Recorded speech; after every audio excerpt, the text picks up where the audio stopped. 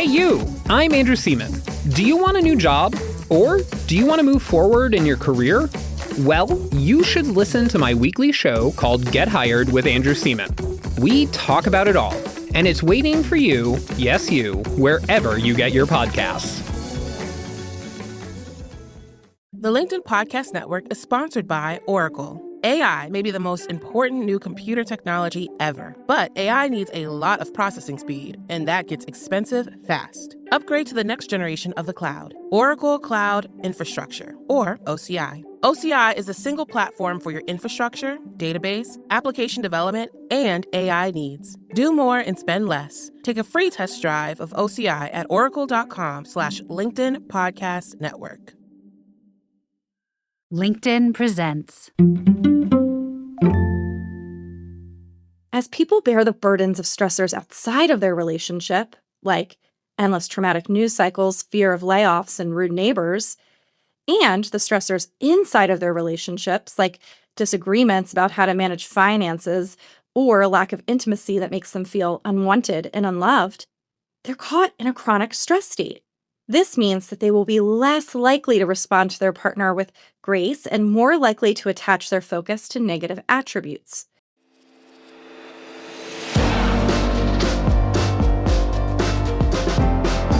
What's up, people? Today's Friday. My name is Michael Kovnat, and this is the Next Big Idea Daily, the show that makes smart people smarter by offering quick summaries of the most interesting new books written and read to you by the authors themselves. So here's a question for you to think about over the weekend. Does your love life, does your partner ever stress you out? Sure they do. You can admit it. But maybe you've got it backwards. Maybe it's stress that's causing trouble in your love life, not the other way around. And maybe the best thing you can do for your relationship is to protect it from the pressures of the outside world, to protect your couple bubble. Elizabeth Earnshaw makes this case in the new book, Till Stress Do Us Part: How to Heal the Number One Issue in Our Relationships. Elizabeth is a licensed marriage and family therapist and the founder of A Better Life Therapy. She posts on Instagram as Liz Listens and writes The Balancing Act on Substack. Here she is to share some of her big ideas. Often, people come into my office confused about why they are fighting so much. These are couples who love and respect each other, but just can't seem to get along in daily life. Some describe themselves as withdrawn from each other, others experience frequent verbal arguments, and yet others experience a mix of both. A dance of yelling at each other only to retreat to their rooms, to scroll on their phones, watch TV, or read a book. Anything to avoid each other. These couples will blame many things: their partner's upbringing, their lack of communication skills, or an incompatible attachment style. And, of course, these factors can have an influence on how people get along. However, I often see a different culprit hiding beneath the surface, a culprit no one seems to initially point their finger to. It's stress. Study after study shows that stress reduces our ability to connect with our partners because of how it impacts both our physiology and mind. When people are under stress, their body changes by sending adrenaline and cortisol throughout the system. These hormones increase heart rate, usually 100 beats per minute or more, impact our internal organs. Have you ever noticed that you need to pee more when you're nervous? And send signal to our brain that we're not safe. Because of these signals, our brain starts to think differently. A person under stress begins to lose relational capacities like humor, affection, curiosity, listening skills, and problem solving. This makes sense for the original intended purpose of these threat responses. It's not very helpful to laugh at a joke, for example, if you're being chased by a lion. You need to be focused, and you need to focus on your own safety. However, these responses can be really problematic in our relationships. As people bear the burdens of stressors outside of their relationship, like endless traumatic news cycles, fear of layoffs, and rude neighbors, and the stressors inside of their relationships, like disagreements about how to manage finances or a lack of intimacy that makes them feel unwanted and unloved, they're caught in a chronic stress state. This means that they will be less likely to respond to their partner with grace and more likely to attach their focus to negative attributes. In order to begin to change the impact stress has on your relationship, it's important to first recognize who the real enemy is, the endless stress, and to work as allies against it rather than against each other. Mind the gap. When Andrew and I had been married for a few years, we had taken on a lot: a dog, a child, a house, and a business. We tried to maintain our hobbies, our health, and our friendships, but we also kept adding more. Andrew joined a wedding band, and I started sharing relationship advice online. I volunteered with a mental health organization and hired new employees for my practice. Living in Andrew's hometown meant endless social opportunities for him. He was invited to join a local recreational softball team with his high school friends, and I encouraged him to do it. "Are you sure?" he asked. "I know you've been struggling and that you're really tired at the end of the day." I smile and nod. "I'm sure it's going to be good for you." Twice a week, Andrew would come home, give me a kiss, throw on his softball gear, and run out while I seethed. Why am I so upset? This is who we are. We support each other's hobbies. Over time, I started blaming everything for his time away, his friends, and even softball. It made me less inclined to spend time with them and less interested in watching the games.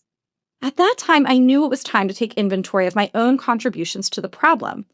Was it really his friend's fault? Probably not. In fact, it was actually the gap, the distance between what we value, wish for, and believe in, and what our reality can actually support. While I wanted to be the supportive wife, I just couldn't be that person then. It was painful to choose between my ideal and my reality. Our fast-paced society has inundated us with the idea that we can have everything and do everything if we only try hard enough. This has resulted in stressed-out families who feel that they're never good enough. Many of us believe that there must be some recipe to fill the gap between how much money we have and how much money we want, or between how much time we have to offer our job and how much time we wish we could offer our spouse. But there's no magical recipe. Either we bridge those gaps often to our own avail. We spend time, money, and energy that doesn't serve us. Or we decide not to bridge the gap and we sacrifice something that we want, but we can't have. When we do the former, we tend to stress ourselves out in the long term, and our relationships get the brunt of it. When we do the latter, we feel stressed in the meantime, but later down the road, we find more peace, fulfillment, direction, and simplicity. Doing the latter, choosing to sacrifice something we want but can't have, is sometimes no easy task. It might cause feelings of grief or disappointment. It might make other people angry. I call these sacrifices intentional sacrifices because we have to make a conscious commitment and choice to sacrifice one thing in order to enjoy another thing and save our sanity. There are so many stressors in life that we cannot control: illnesses, death, the economy, that it's important to take control where we can. And one of those places is learning to identify where you're pushing yourself too hard to build a bridge between your gaps. There are so many stressors in life that we cannot control: illnesses, death, the economy. So it's important to take control where we can. And one of those places is learning to identify where you're pushing yourself too hard to build a bridge between your gaps, only to find that the bridge makes everything else in your life fall down. In order to prevent our endless attempts to bridge the gaps, we must learn to identify our values and end goals so that we can use those as our North Star when making decisions in our relationships. Choose where your energy goes. Andrew and I had a long day at work, and we were plopped in front of the TV. The news was blaring in the background, but we were not paying attention. Instead, we were glued to something much more captivating: our phones. We craved connection, but we weren't prioritizing it with each other. Instead, we were finding it everywhere else. Connection to world news, connection to strangers on Instagram, connection to our jobs through the Gmail app, and connection to friends through iMessage. Suddenly, I want to connect with Andrew. I look up and I scoff. "If we're going to sit together, can you at least put your phone away?" "What?" Andrew says. You've been on your phone the entire time. I just picked mine up because you had yours. Frustrated, I know he's right. I haven't managed my phone use well. When I get tired, I just want to scroll, but I know it does nothing for me. Our phones feel like another partner in the room, one we compete with for attention. You're right, I admit. What should we do instead? We decide to watch a show together. Phones go in another room, and we laid side by side on the couch. We were tired, so we didn't need to talk or do anything active. Just being together with our shared attention was enough. Protecting our relationships from time, emotional, financial, and physical energy drains is an important commitment to make. This provides a type of buffer of protection that Stan Tatkin, the founder of psychobiological approach to couples therapy, also known as PACT, calls the couple bubble. It's a protective cocoon that shields partners from stressful outside elements. Many couples pierce their cocoon with poor boundaries, weakening their relationship. Maybe they take advice from outsiders about their partner, or they spend money without agreement. They might overuse substances or dedicate too much time to work or hobbies, or, like Andrew and I did, our phones. Tatkin calls these outside forces thirds, anything that threatens your connection by draining energy, resources, and trust. It could be hobbies, in-laws, the workplace, substances, friends, and so on.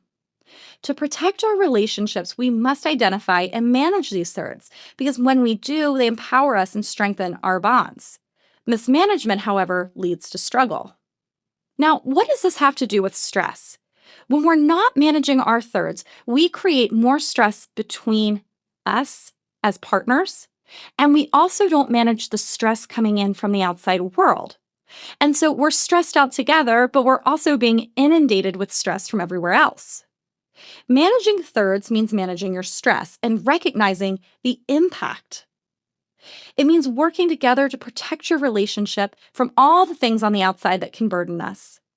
It's about prioritizing each other in a world full of distractions. You can start to manage thirds in your relationship by thinking of all of the thirds in your life and then rating them based on how much of an impact they have on your relationship and your stress levels. 1 has the lowest impact, and 5 has the highest impact.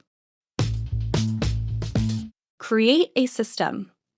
Stress makes life feel chaotic. Developing a system can help create a sense of stability and calm. To start creating a system, you'll need to make your stress visible. This means sitting down with your partner and writing out the stressors, big and small, that you are experiencing. Then, create 3 metaphorical baskets. The first basket is called shedding, the second is called preventing, and the third is called adapting. Think about the stressors on your list that you can shed. This might be anything you are paying for that you don't actually need, tasks that you can outsource, or obligations you've taken on out of obligation, but don't really have the time or energy to commit to. Put everything that's on your list that fits this definition into the shedding category and make a commitment to work on unloading each thing on the list. Sometimes it's easy to shed the things in this category, and sometimes it's really hard and it's going to take some time and planning. Next, look at your list and identify which of your stressors could have been prevented. Maybe you are stressed out each morning and you're arguing with your partner because your kids never get out of the door on time. Consider if this stressor could have been prevented by putting out clothes the night before or making lunches ahead of time. Anything that could be prevented by planning and systemizing should go into the prevention basket. Finally, add any stressor that you have no control over into the adapting category. These stressors are the stressors that happened to you. While you might not be able to just chuck them into the trash bin or prevent them with some good planning, you can still change the way they impact your well-being. This is where self-regulation and co-regulation skills and a strong commitment to have each other's backs comes into play. After you've filled your 3 baskets, talk with each other about how to begin organizing your stressors. What are some easy things you could shed? Which are going to take long-term planning? Is there something you could start preventing today? And what do you need from each other to begin to adapt to life's difficulties as collaborators, helping each other to feel safe and secure in an otherwise chaotic world? Thank you, Elizabeth. Okay, everyone, that's our show for the day and for the week. If you're not already subscribed, be sure to hit the follow button in your podcast player. And remember, we've got lots of ways to keep you up to date on big ideas. We've got an app, a hardback book club, audio and video e-courses, lots more. Check it all out at nextbigideaclub.com. And if you like what you see, use the code DAILY for a special discount. That's nextbigideaclub.com and use the code DAILY. This week's episodes were written by me, Michael Kovnat, and edited by Caleb Bissinger. The Next Big Idea Daily is proud to be part of the LinkedIn Podcast Network. We'll see you next week.